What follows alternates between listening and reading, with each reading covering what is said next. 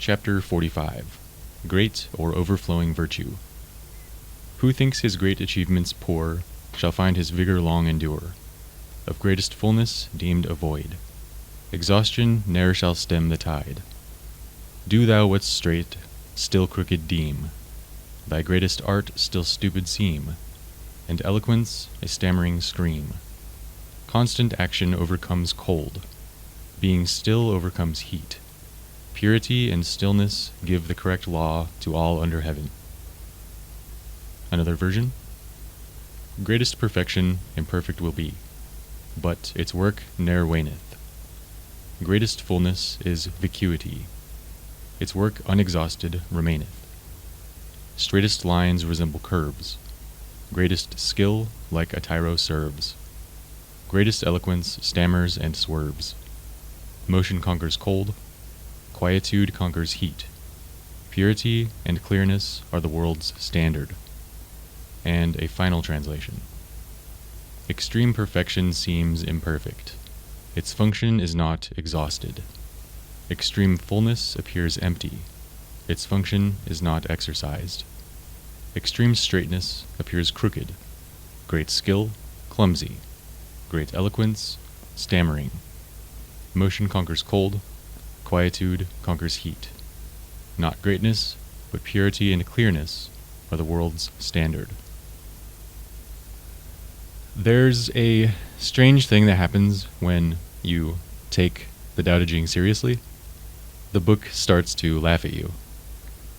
Lao Tzu will say something like, "The greatest fullness looks empty," and most people go, "Ah, yes, very mystical," and move right along.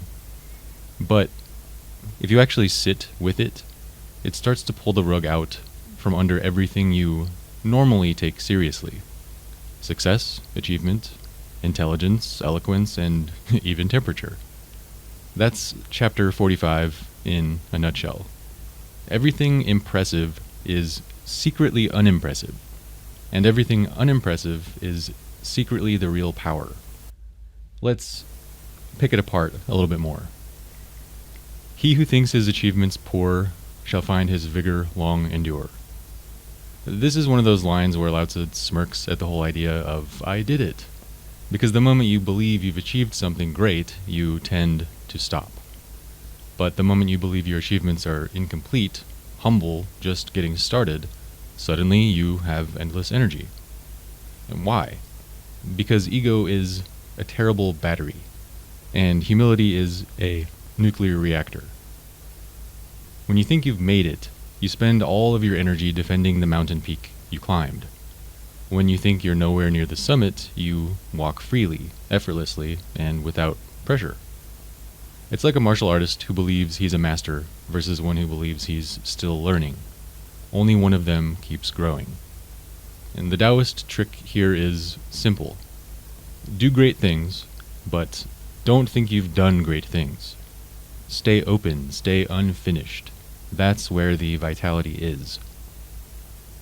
Of greatest fullness deemed a void.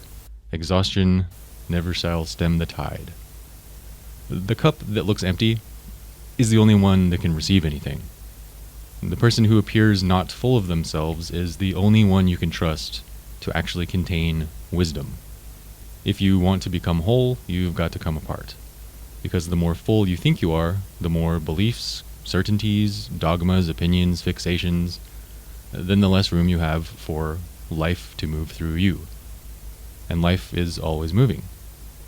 So, what at first looks like emptiness, lack, or uncertainty, is actually openness, the one thing that never gets exhausted. A flexible mind never tires. A rigid mind burns itself out trying to hold the world still.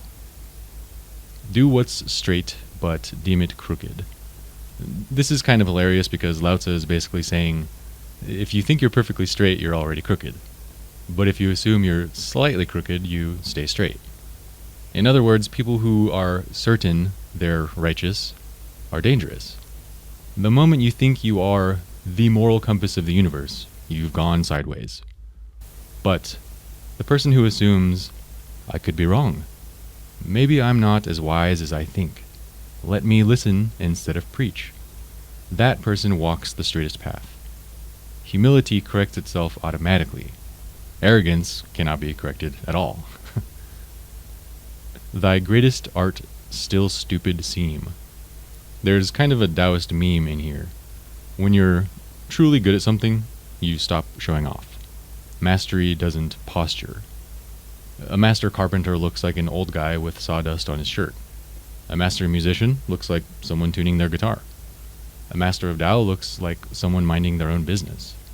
This isn't false modesty, it's naturalness. Mastery grows quiet as it deepens. Because once you're good enough, you realize the thing you're good at isn't about you. You are just an instrument the universe learned to play. Eloquence a stammering scream. People who are truly wise rarely feel the need to show off their words. The more honest you are, the less polished you sound, because life isn't polished. It's messy, it's alive, and it's fluid. So the moment you become too smooth, too perfect, too rehearsed, something real gets lost.